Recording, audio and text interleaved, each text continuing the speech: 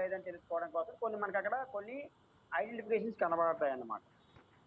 ఎలా కనబడతాయి మనకి జనరల్గా మనం దాన్ని అబ్జర్వ్ చేస్తే కనుక అక్కడ జనరల్గా అక్కడ ఎక్కువగా అటెన్షన్ చేస్తే ఎక్కువగా ప్యాకింగ్ కొడుతున్నాము అంటే అక్కడ ఏదో సమ్ ప్రాబ్లం ఉంది, ఫార్మేషన్లోనే ప్రాబ్లం ఉందని తెలుస్తుంది. అది ఒకటి.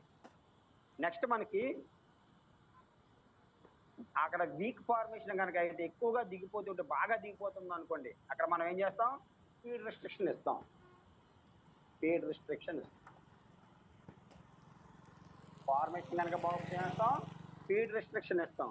స్పీడ్ రిస్ట్రిక్షన్ అనేది పర్మనెంట్ స్పీడ్ రిస్ట్రిక్షన్ ఇస్తాం, టెంపరీ కాదు, పర్మనెంట్ స్పీడ్ రిస్ట్రిక్షన్ ఇస్తాం. పిఎస్ఆర్ ఇస్తాం, పర్మనెంట్ స్పీడ్ రిస్ట్రిక్షన్ ఇస్తాం.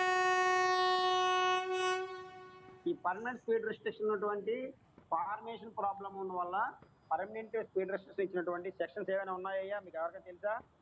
ఫార్మేషన్ బాగోలేదు, ఇక్కడ ట్రాక్ అనేది స్పీడ్ అంత స్పీడ్ అనేది పనిచేయదు, ఇక్కడ కొంత ఇంత స్పీడ్తో మాత్రమే వెళ్ళాలి డ్యూ టు ఫార్మేషన్ ప్రాబ్లం అని ఎక్కడైనా సెక్షన్స్ లో స్పీడ్ ఎక్కడ ఉందా పిఎస్ఆర్?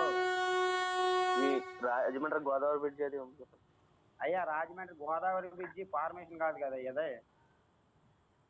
స్పీడ్ రెస్ట్రిక్షన్స్ అని చెప్పి బ్రిడ్జ్ కాదు. డ్యూ టు ఫార్మేషన్ ప్రాబ్లం వల్ల due to formation speed restriction అనేది ఇంతే ఇచ్చామనేసి ఎవరి సెక్షన్ లోనైనా ఉందా? ఉంది సార్ మాకు గొల్లపురంలో ఉందండి. అయ్యా, పిఠాపురం సెక్షన్ లో ఉన్నారు ఎవరైనా? గొల్లపురంలో ఉంది సార్, గొల్లపురంలో అప్లైన్ 80 స్పీడ్. గొల్లపురం అప్లైన్ ఉంది సార్, మొత్తం ఫార్మే దీపది 50 mm దీపది సార్. అదే గొల్లపురంలో 50 mm ఫార్మేషన్. ఎంత ఇచ్చారు అక్కడ స్పీడ్ రిస్ట్రిక్షన్? 80 సార్. 80 kmph. ఎన్ని కిలోమీటర్లు ఇచ్చారు? అది కంప్లీట్ ఇయర్లీ ఉంటుందండి. పిఎస్ఆర్ అంటే అర్థం ఏంటి? Permanent speed restriction. పర్మనెంట్ గా వేసేస్తాడు, ఇంకా దానికి ఇంకేముండదు. పర్మనెంట్ 24 hours ఆ పిఎస్ఆర్ బోర్డు తీసేంత వరకు అది రన్నింగ్ లోనే అదే స్పీడ్ తో మెయింటైన్ చేస్తాడు. ఇయర్లీ 1 సంవత్సరం 2 సంవత్సరాలు 3 సంవత్సరాలు ఎప్పుడైతే ఫార్మేషన్ అంతా మార్చి ఫార్మేషన్ ట్రీట్మెంట్ చేసి ఎప్పుడైతే ఫిట్ ఇస్తారో ట్రాక్ కి, బాబు ఈ నా రూట్ లో 130 kmph వరకు మీరు పంపించుకోవచ్చు ఎప్పుడు ఇస్తాడు? ఫార్మేషన్ ట్రీట్మెంట్ జరగాల అంటే ఫార్మేషన్ అంతా క్యాన్సిల్ అయిపోయింది. ఆగండి, టిఎఫ్టిఆర్ అనేది రావాలి. క్యాన్సిల్ అయిపోయిందండి మళ్ళీ. ఓకే, అంటే మీకు ఫార్మేషన్ ప్రాబ్లం అనేది వచ్చింది కాబట్టి ఎక్కువగా ట్రాక్ అనేది దిగిపోతుంది కాబట్టి అక్కడ అంత స్పీడ్ అనేది ఇస్తే ప్రాబ్లం కాబట్టి స్పీడ్ అనేది 80 kmph పిఎస్ఆర్ గా ఇచ్చాడు. పర్మనెంట్ స్పీడ్ రిస్ట్రిక్షన్ అంటారు. ఎప్పుడైనా దీనికి పిఎస్ఆర్ అంటే అర్థం ఏంటి? పర్మనెంట్ స్పీడ్ రిస్ట్రిక్షన్ అంటే ఇంకా దీని గురించి మనం ఆలోచించక్కర్లేదు. రోజు ప్రతి బండికి అక్కడ ఈ స్పీడ్ మీద వెళ్ళాల్సిందే బండి. ఇలా ఎన్ని సంవత్సరాల నుంచి ఉందో మరి నాకు తెలియదు. అక్కడ 2 సంవత్సరాలు సార్, స్టార్టింగ్ అది పీకేఆర్ఎస్ నుంచి ఉంది సార్. మరి అంటే ఎన్ని సంవత్సరాలు అయితే 3 సంవత్సరాలు 4 సంవత్సరాలు అయిందయ్యా? అవును సార్, అప్పటి నుంచి ఉందండి అది.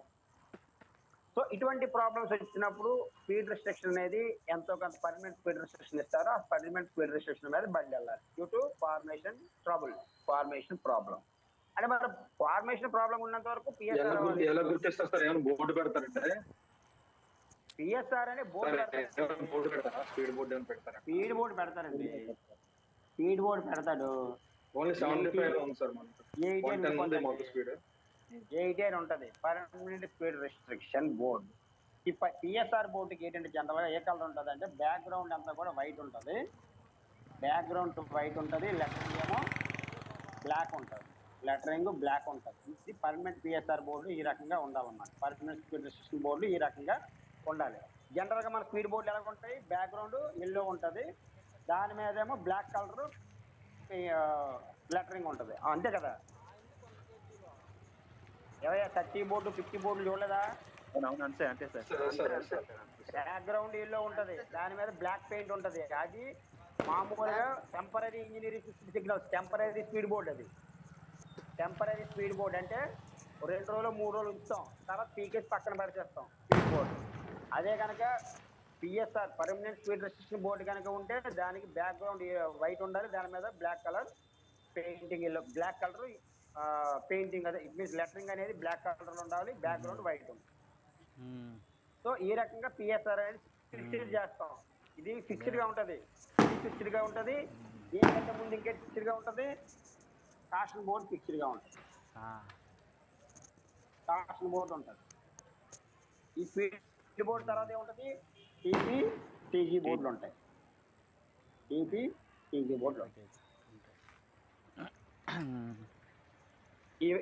ఇది తెలుసయ్యా మీకు అందరికీ? అయ్యా స్పీడ్ బోర్డుకి ముందే ఏవేవి ఉంటాయి, తర్వాత ఏముంటాయి మీకు తెలుసా? తెలుసు సార్. మీకు కాదు, మిగతా వాళ్ళకి. సరే సార్.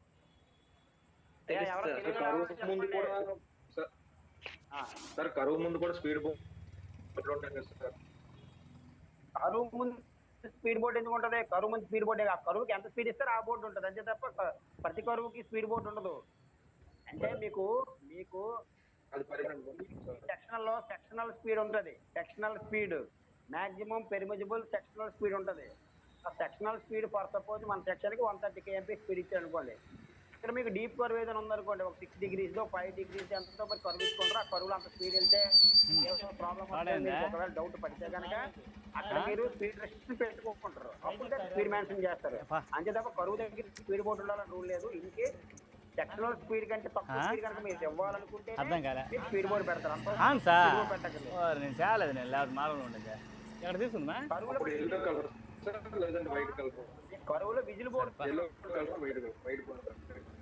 కరువులో విజిల్ బోర్డు ఉంటుంది. బట్ మీరు పర్మనెంట్ స్పీడ్ రెస్ట్రిక్షన్ ఇచ్చేటప్పుడు మాత్రం పిఎస్ఆర్ బోర్డు పెట్టుకోవాలి. మామూలు స్పీడ్ రెస్ట్రిక్షన్ బోర్డులు అయితే మాత్రం అక్కడ పెట్టరు. ఎప్పుడు మనకు పెడతారు? వర్క్ అనేది లాంగ్ డ్యూరేషన్లో వర్క్ చేయమని జరిగితేనే లాంగ్ డ్యూరేషన్ వర్క్ మాత్రమే మీరు స్పీడ్ బోర్డులో పెడతారు. మామూలు షార్ట్ డ్యూరేషన్ వర్క్ అయితే మనం పెట్టాం.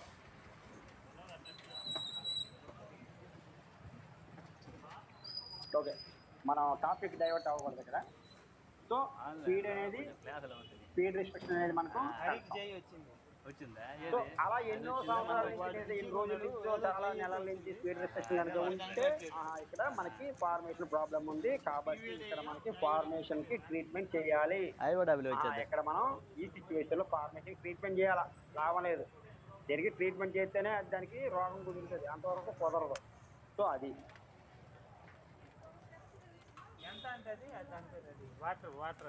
అలాగే జనరల్ గా ఒక లొకేషన్ ముందు మీకు చెప్పాను.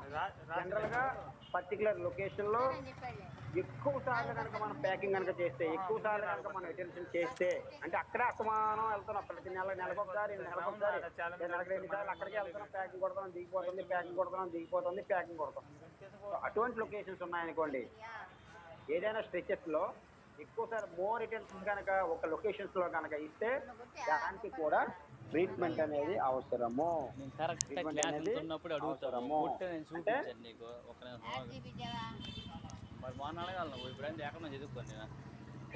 కొట్టే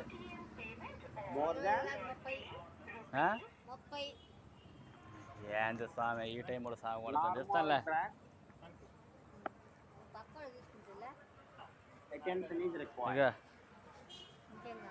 ఏమొద్దా ఇంకా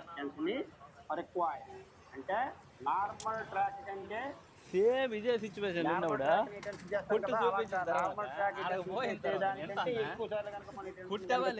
మాట్లాడుతుంది అక్కడ మనకి ఫార్మేషన్ ట్రీట్మెంట్ అనేది అవసరం. అంటే దానికి ట్రీట్మెంట్ ఇవ్వాలి, ఫార్మేషన్ కి ట్రీట్మెంట్ అనేది అవసరం అని మనం. సో ఇటువంటి ప్రాబ్లం వచ్చినప్పుడు కూడా మనం ఫార్మేషన్ కి ట్రీట్మెంట్ అవసరం అని మనకి చెప్తాం.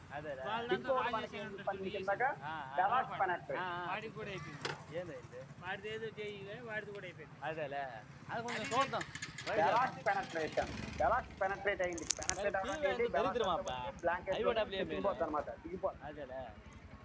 బ్లాంకెట్ లోకి దిగిపోయినప్పుడు ఏమవుతుంది, బ్లాంకెట్ లోకి మనకి ఎప్పుడైనా ఖాళీ ఉన్నప్పుడు మన ఇదంతా కూడా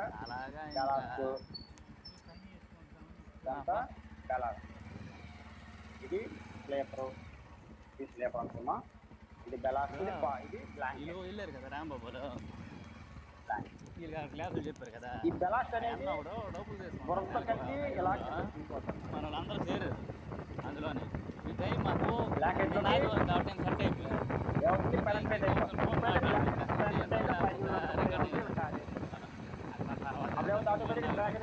సెట్ అయిపోయింది. మీకు అవుతుంది బ్రాకెట్ ఫోన్లో దీన్ని ఏమంటాం బెలాస్ చదువుకోవచ్చు.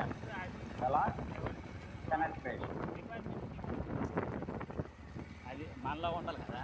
బెలాస్ పెనట్రేషన్ అదేరా అసలు నీకు ఇంక్యురేషన్ తెలుసా నాతో ఈ బెలాస్ పెనట్రేషన్ కనుక బెలాస్ పెనట్రేషన్ కనుక మోర్ దాన్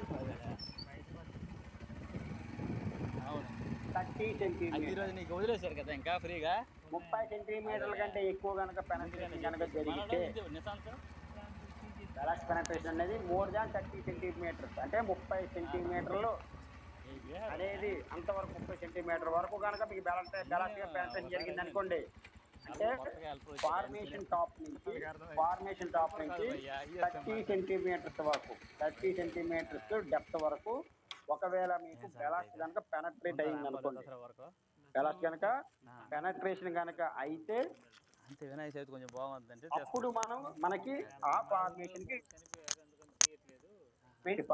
కి మనం ట్రీట్మెంట్ చేయాలి ఆ బెలాస్ అసలు ఎక్కడ పెట్టరా మీ ఊర్లోనే ఎక్కడ పెట్టరా ఏ షేప్ లో జరుగుతుంది డబ్ల్యూ షేప్ లో పెనట్రేషన్ అనేది జరుగుతుంది ఎందుకంటే వీలైన ఎలాగెళ్తుంది వీలు ఎలాగెళ్తుంది వెళ్ళేటప్పుడు మేరా చేసుకోండి కానీ మేరా చేయనే అది గడ్డి తిన్నట్టు ఉంటుంది. ఎక్కడ ప్రెజర్ కేమో ఎక్కడ ఎలా బెలాస్ దిగుతుంది అలా బెలాస్ ఎలా దిగుతూ ఉంటది తర్వాత ఎలాగ మనకి ట్రాక్ కనబడుతుంది ఇందా మీకు చెప్పాను కదా చూపిస్తారు కదా వంక పోయిన కత్తులు ఎలా కనబడుతుంది అంటే ఇంచుమించు ఇది డబ్ల్యూ షేప్ లో మనకి కనబడుతుంది ఏమన్నా బయట చూసుకో మన ఫోటోలు కానీ ఈ మాత్రం సేమ్ చిట్టుకుమని డబ్ల్యూ అసేయంగా ఉంటుంది. నేనే డబ్ల్యూ షేప్ లో కనబడడం కానీ లేదంటే ఇలా వెళ్ళి ఇలాగా మరీ అంత దిగిపోదు జస్ట్ ఇలా కనబడుతుంది ఎలా దిగుతుంది కదా సో డబ్ల్యూ షేప్ లో కనుక దిగితే డబ్ల్యూ షేప్ లో కనుక మనకి దిగితే దాన్ని మనం బెలాస్ పెనట్రేషన్ అనేది జరిగిందని చెప్పొచ్చు. ఆ బెలాస్ పెనట్రేషన్ అనేది ఎంతవరకు మోర్ దాన్ 30 సెంటీమీటర్స్ డెప్త్ అంటే 30 సెంటీమీటర్ల కంటే కిందకి దిగింటే దానికి బెలాస్ పెనట్రేట్ జరిగింది అంటే అక్కడ బెలాస్ పెనట్రేట్ జరిగింది కాబట్టి అక్కడ మనకి ఏం కావాలి ఫార్మేషన్ కి ఏం కావాలి ట్రీట్మెంట్ చేయాలి ఫార్మేషన్ కి ట్రీట్మెంట్ అనేది చేయాలి. సో ఈ రకంగా ఇటువంటి సిచ్యువేషన్ జరిగినప్పుడు మనం ఏం చేస్తాం బెలాస్ ఇటువంటి సిచ్యువేషన్ మనం ఏం చేస్తాం ఫార్మేషన్ కి ట్రీట్మెంట్ అవసరం అని మనం గుర్తిస్తాం. We have to find weather formation అనేది మనకి దానికి ట్రీట్మెంట్ అవసరమా ట్రీట్మెంట్ అవసరం లేదా అనేది మనం అక్కడ ఫైండ్ అవుట్ అనేది ఈ లక్షణాలను బట్టి అంటే ఈ సిమ్టమ్స్ బట్టి మనం అక్కడ ఈ సిమ్టమ్స్ అన్ని కనుక ఉన్నాయి అంటే ఈ సిమ్టమ్స్ లో ఏ సిమ్టమ్ మనకు కనిపించినా అక్కడ మనకి బెలాస్ అనేది ఫార్మేషన్ అనేది ప్రాబ్లం ఉంది కాబట్టి దానికి ట్రీట్మెంట్ అవసరం అని మనం అయితే ఫార్మేషన్ ట్రీట్మెంట్ కి సంబంధించి మా అయితే ఎక్కడ నుంచి శంకరాయకొండ దూరం అవుతుందేమో. అయితే ఎప్పుడైతే ఫార్మేషన్ అనేది వీక్ ఫార్మేషన్ అయిందో దానికి మనవాడు ఏం చెప్పాడంటే యాక్షన్ అనేది చెప్పాడు. యాక్షన్ ప్లాన్ మనకు ఓన్లీ యాక్షన్ ప్లాన్ ఇస్తాడు. యాక్షన్ ప్లాన్ అంటే ఎప్పుడైతే వీక్ ఫార్మేషన్ మనం గుర్తించామో హైదరాబాద్ దగ్గర మాకు అదే